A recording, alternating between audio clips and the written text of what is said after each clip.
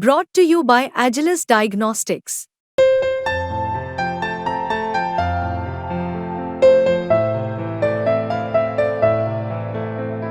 Agilus Diagnostics. नमस्कार, आपके साथ मैं दीपिका शर्मा और आप देख रहे हैं क्राइम तक। वर्ल्ड क्राइम बुलेटिन में बात करेंगे बांग्लादेश की, ईरान की, इजराइल की, इन तमाम देशों में क्या चल रहा है सब आपको बताएंगे। शुरुआत करेंगे बांग्लादेश से। शेख हसीना बांग्लादेश छोड़कर अपने पद से इस्तीफा देने के बाद भारत आई, लेकिन उन्होंने तो देश छोड़ दिया, लेकिन अभी तक वहां पर प्रदर्शन थम नहीं रहे हैं। कई लोगों को टारगेट किया जा रहा है, कई जगहों को जलाया जा रहा है, प्रदर्शन रुकने का नाम नहीं ले रहा है। आज अंतरिम सरकार का गठन होगा, नेतृत्व किया जाएगा और इसके बाद कई तरह के बड़े फैसले लिए जाएंगे, लेकिन वहां पर जो लोगों को टारगेट किया जा रहा है वो थमने का नाम नहीं ले रहा है, जिसकी वजह से चिंता का विषय भारत के लिए भी है। मीडिया रिपोर्ट्स में पिछले 2 दिनों से दावा किया गया है कि बांग्लादेश में रह रहे 1 करोड़ से ज्यादा हिंदू नागरिकों की जान और उनकी धार्मिक स्वतंत्रता खतरे में है। कई खबरों में हिंदुओं के घरों पर लूटपाट, हत्या से लेकर हिंदू धार्मिक स्थलों को तोड़ने की घटनाओं का जिक्र है, लेकिन क्या इसकी साजिश इस्लामिक देशों में रची गई है, ये सबसे बड़ा सवाल है। बांग्लादेश में हिंदुओं पर हमले भारत सरकार के लिए चिंता का एक बड़ा कारण है और देश के अलग अलग राज्यों की सरकारों तक ये मानती है कि अल्पसंख्यक वहां सुरक्षित नहीं है।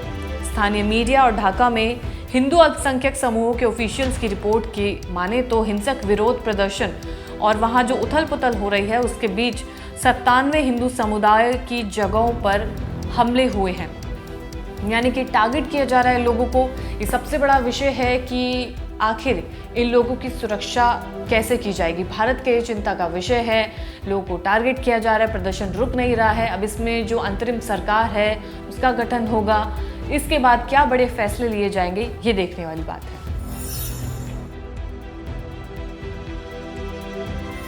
और अगली खबर, बांग्लादेश की पूर्व प्रधानमंत्री खालिदा जिया रिहा हो चुकी है, जिसके बाद उन्होंने भाषण दिया। उनका सबसे पहला भाषण रहा जिसमें उन्होंने कहा कि वो किसी बदले की भावना से राजनीति नहीं करेंगी।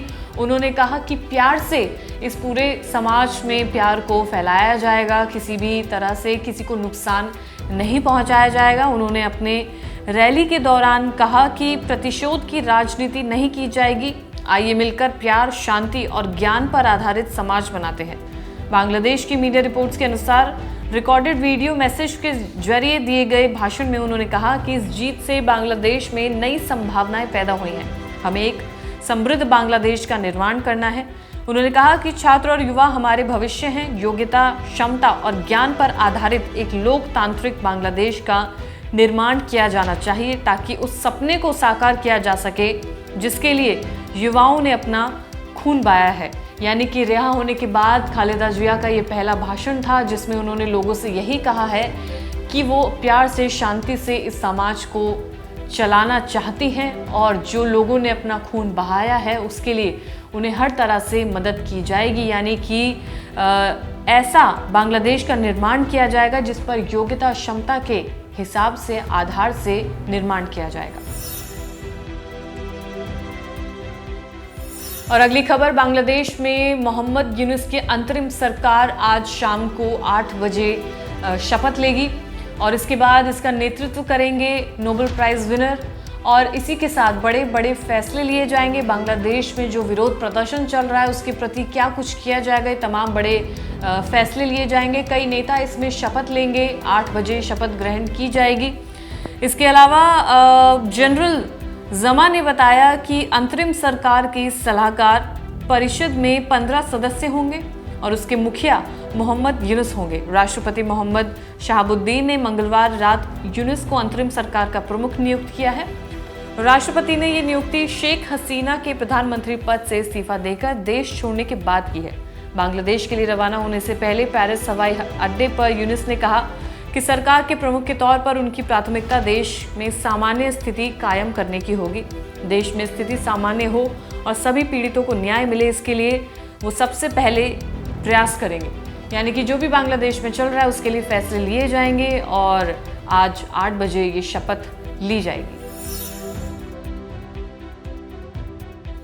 और अगली खबर, हमास के प्रमुख इस्माइल हानिया की मौत के बाद अब उसकी कमान याह्या सिनवार के हाथ में सौंप दी गई है, लेकिन ये याह्या सिनवार है कौन?